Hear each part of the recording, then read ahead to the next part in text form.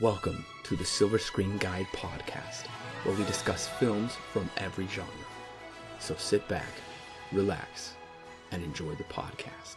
Welcome back, listeners, to the 7th installment in our Star Trek retrospective series. Today we are discussing Star Trek Generations. If you have not heard the previous 6 movie reviews, you'll want to make sure to check those out. Just scroll back through the page on Silver Screen Guide and you can hear those. And we have many other great movie reviews in the archives for you to check out. This is your co-host, Corbin.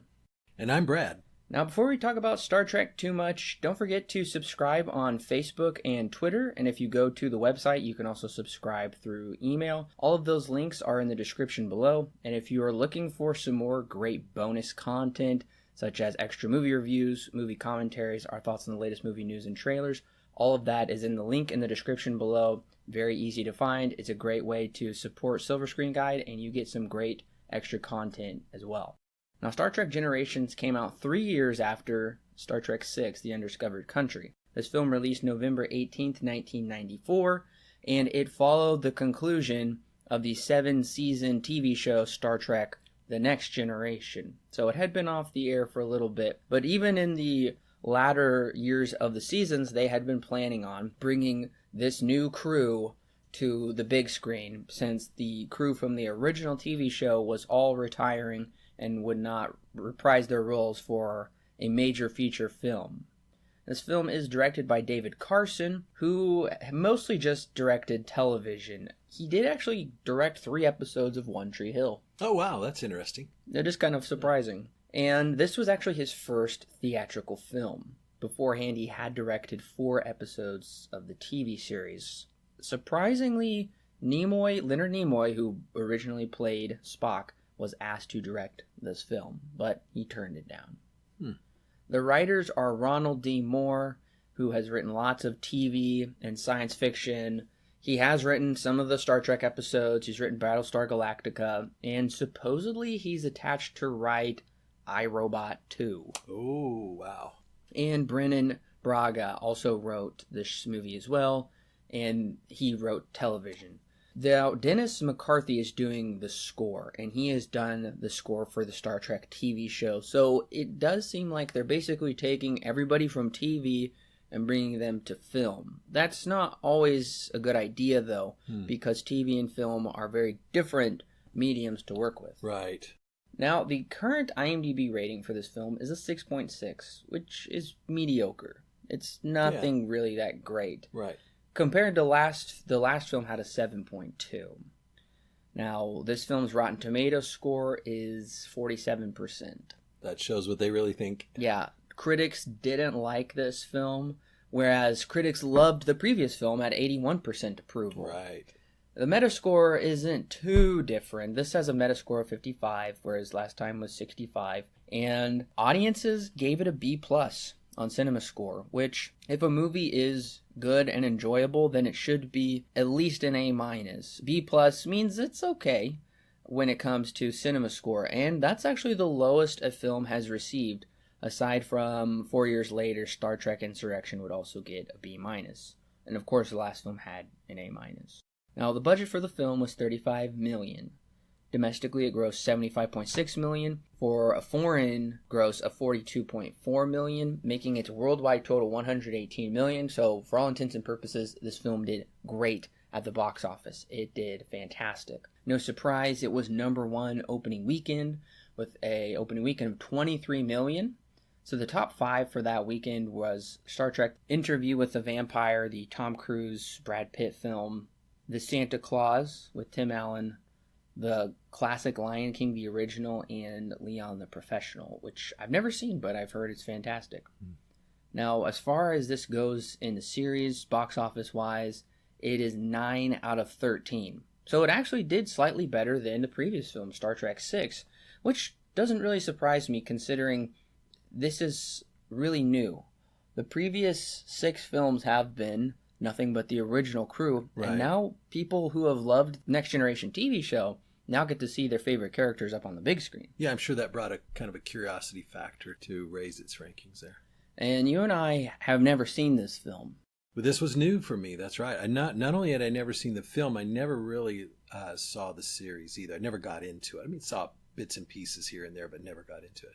So I was really ready to judge this for its own merits. I was too. I did watch the first 2 episodes of the TV series on Netflix. Their billed as 1.5 hour program, which is feature length. Right. The movie isn't, well, I don't mean the movie. I mean the TV show that I watched. It's not a movie. It's still very much a TV show, but it did actually help, I would say, a lot in giving me some familiarity with these characters and with what they do. And surprisingly, the first episode deals with this location called Farpoint, and they even bring it up in this movie. Data finally figures out the joke made 8 years ago on Farpoint. Mm-hmm. It's kind of interesting. Now, when they were first adapting this film, one of the stipulations that they had was the writers had to make a villain as big as Khan. They wanted to have a Khan villain from Star Trek II. That was kind of one of their goals. We'll talk about that a little bit later if they succeeded or not. Well, listeners, we are going to get into spoilers for this film, so if you haven't seen Star Trek Generations, go ahead and pause this episode, go and watch the film, and come back and click play, and we'll be ready to talk about it. 30 years after the events of Star Trek VI, Kirk, played by William Shatner, Chekhov, played by Walter Koenig, and Scotty, played by James Doohan, are entreated to the maiden voyage of the Enterprise B, which is a major public moment. As they set off, the crew is immediately asked to respond to a distress call. Feeling ill-prepared, Captain John Harriman, played by Alan Ruck, at first dismisses the call, but he doesn't want to appear a coward in front of Kirk and the press. Upon Kirk's advice, they travel to the ships in peril, which look to be caught in an outer space lightning storm. Scotty is available to help beam some passengers aboard, 2 of which are Gunian, played by Whoopi Goldberg, and Tolian Sorin, played by Malcolm McDowell. The latter mysteriously cries he wishes to return to the now destroyed vessel. Due to a malfunction, the Enterprise B is about to become an early victim of the space storm.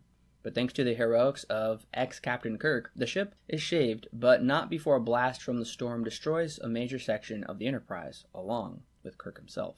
78 years later, which would put this 108 years after Star Trek VI, the crew of the Enterprise D, which are the crew from Star Trek The Next Generation TV series, are aboard an ancient sea vessel to promote Worf, played by Michael Dorn. In fact, they aren't at sea, but are simply on the ship's holodeck. Captain Picard, played by Patrick Stewart, receives a distress call from the observatory located in Armagosa star system. The crew rescues the survivors, 2 of which are Gunian and Sorin. While Geordi, played by LeVar Burton, and Data, played by Brent Spiner, inspect the observatory, they are attacked by Sorin, who earlier pleaded with Picard about not having enough time. Sorin launches a trilithium probe at the Armagosa star, causing it to implode. This is all a part of his plan to change the trajectory of the Nexus space ribbon, a dimension beyond time and space where all of your desires and fantasies come to life. Sorin, whose species gives him a lifespan of hundreds of years, wishes to enter the Nexus to see his deceased family. Before Picard can stop him, he steals Geordi onto a Klingon bird of prey commanded by the nefarious Duras sisters. Later, Picard learns of his own bad news that his brother and his family perished in a fire. Meanwhile, Sorin reaches the planet Veridian 3, where he calculated the Nexus to appear. Picard is dealing with the Geordi hostage situation, which he resolves with a trade. Him for Geordi. The sisters are all too pleased with this because they programmed Geordi's visor to be a spy camera. They use this to their advantage to shoot down the Enterprise. They succeed in destroying half the ship, only to be destroyed themselves. But the flying saucer-like section can detach from the Enterprise, but it crashes onto the surface of Veridian 3. Back on the planet's surface, Picard figures a way past Sorin's force field barrier. The Nexus arrives, and with it millions of people perish in the Veridian system. The entire population of the Enterprise is wiped out, and Picard is transported into a Charles Dickens-esque London home, where he has a wife and many children, which he of course never had, and his deceased nephew is still alive.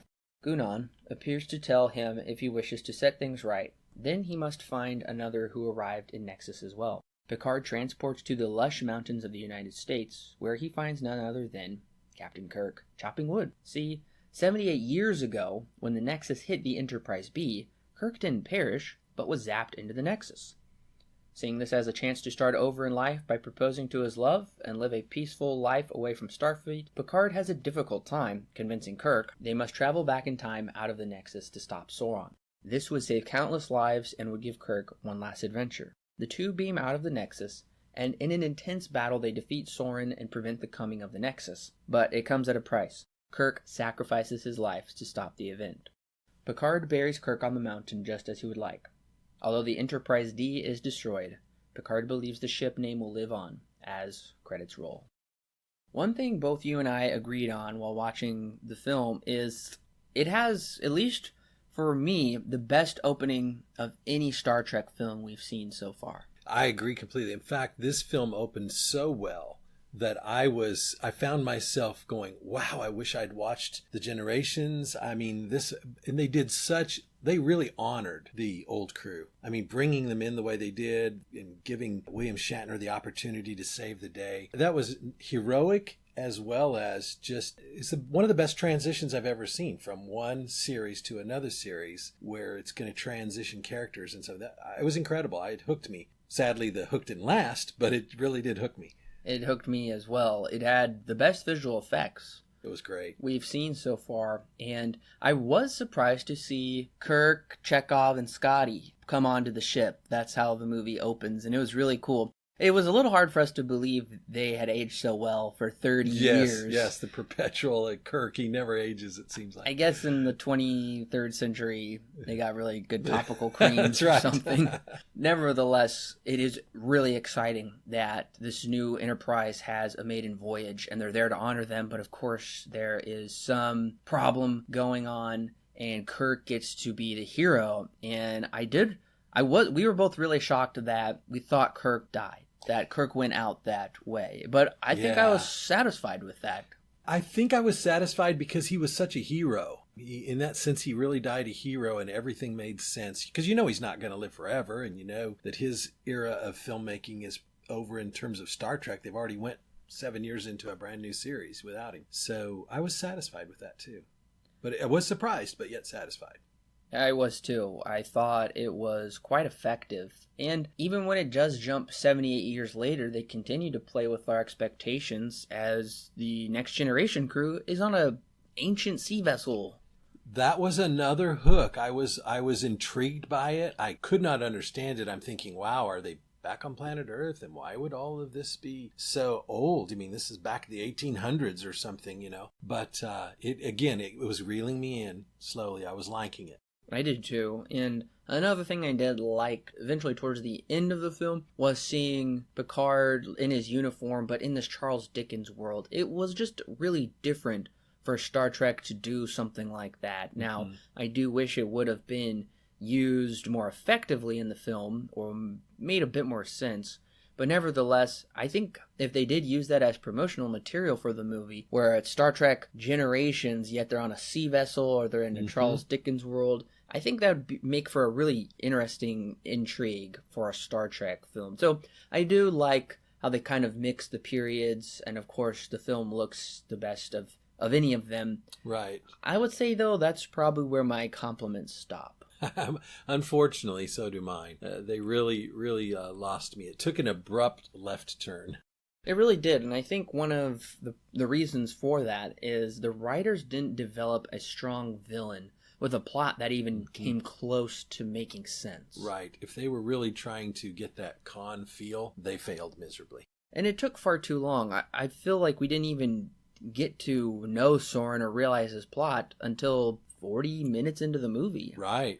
They could have revealed a villain earlier and then built some intrigue and mystery around the workings of that villain instead of just keeping it a big secret. And of course, it seems like whenever we hit the second act in almost every Star Trek film, it really just takes a nosedive, and it's time to take a nap. Pacing is a problem every time in these Star Trek films. And I really had hopes that it had changed. In fact, I made that comment to you when they were actually backing the Enterprise out of the dock, in that beginning. I thought, wow, that didn't take 15 minutes like in the original. So maybe their pacing will be better here, but nope, it really lost it in the second act. It really did. And for some reason, they were kind of bogged down with also other subplots that I didn't really care about, such as Data's emotions. He keeps laughing all the time, and eventually it just kind of got to be obnoxious. And yeah, I think maybe if I had been a hardcore fan of the series, that might have meant more to me. But there again, it didn't seem pertinent to the plot of the movie at all.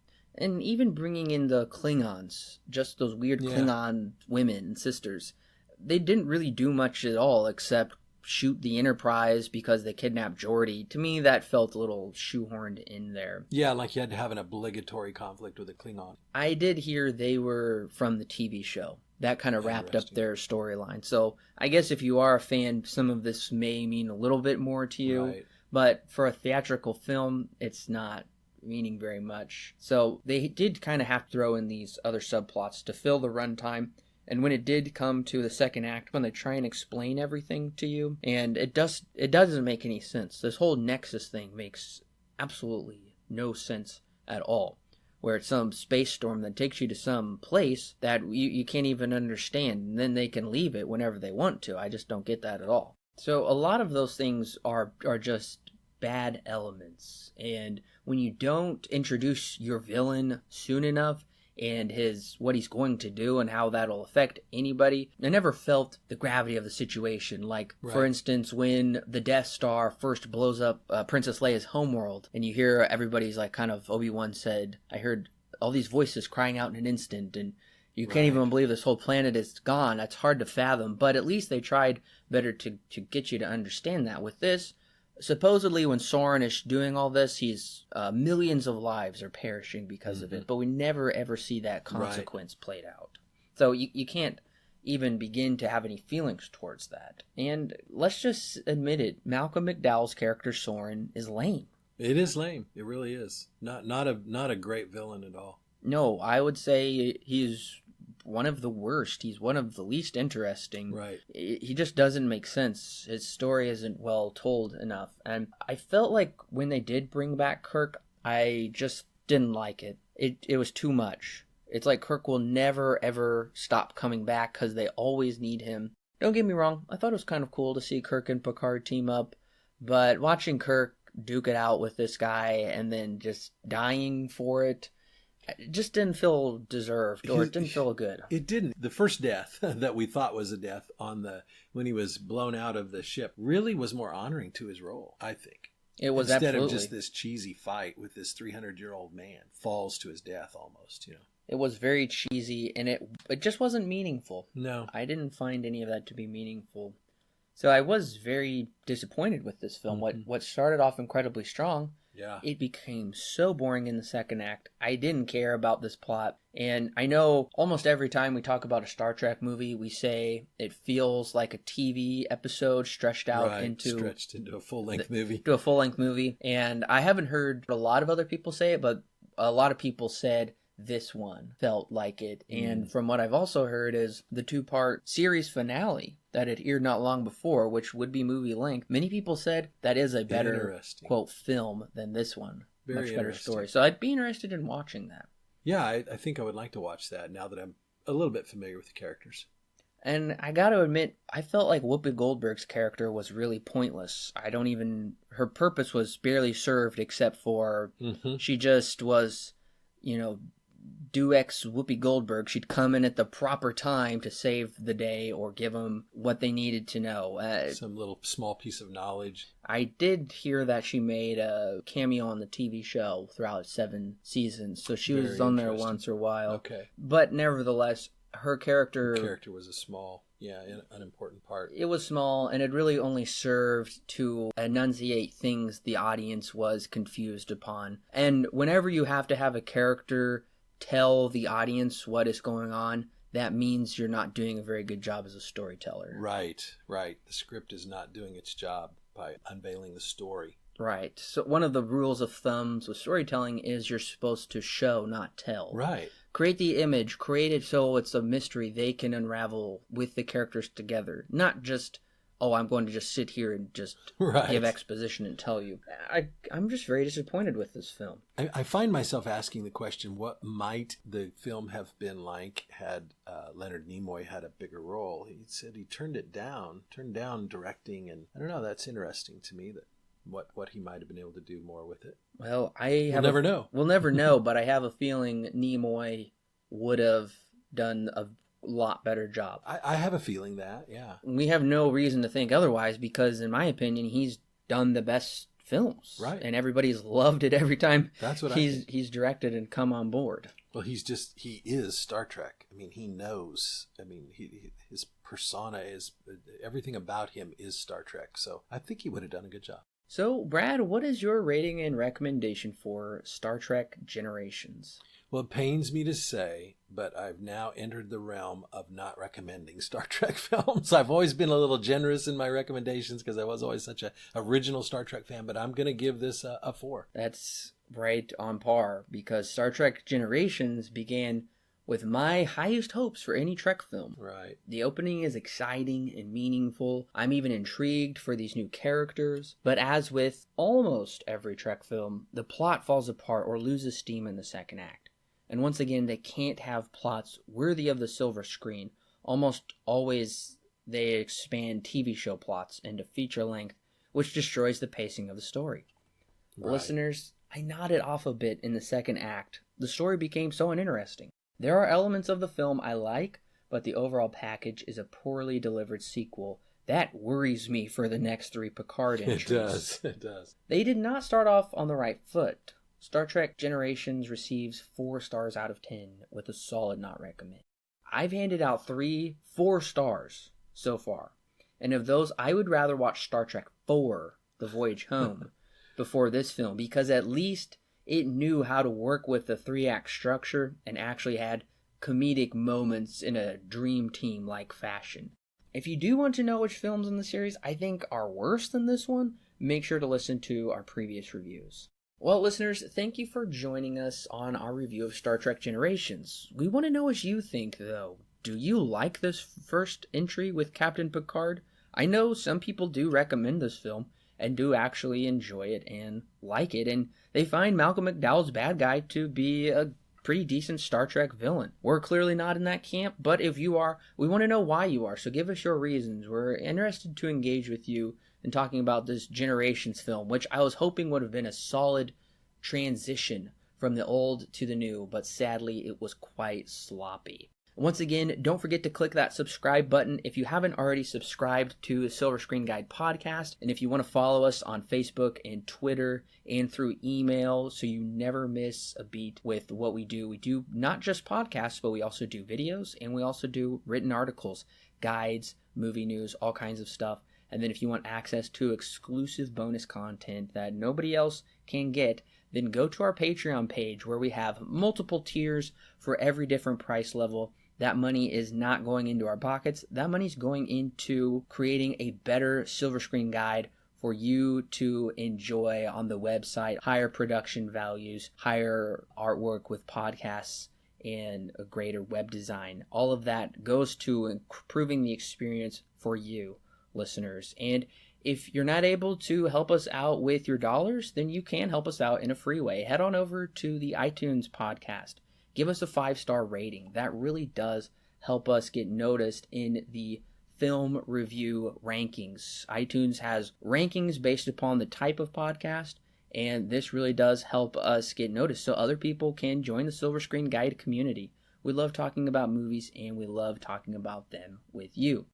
Brad, thanks for joining me. Hey, it's been great fun, Corbin. Thank you. Next week, we will be joining you, and I do have higher hopes for next week, and I'll talk about that, why, next time we see you with Star Trek First Contact.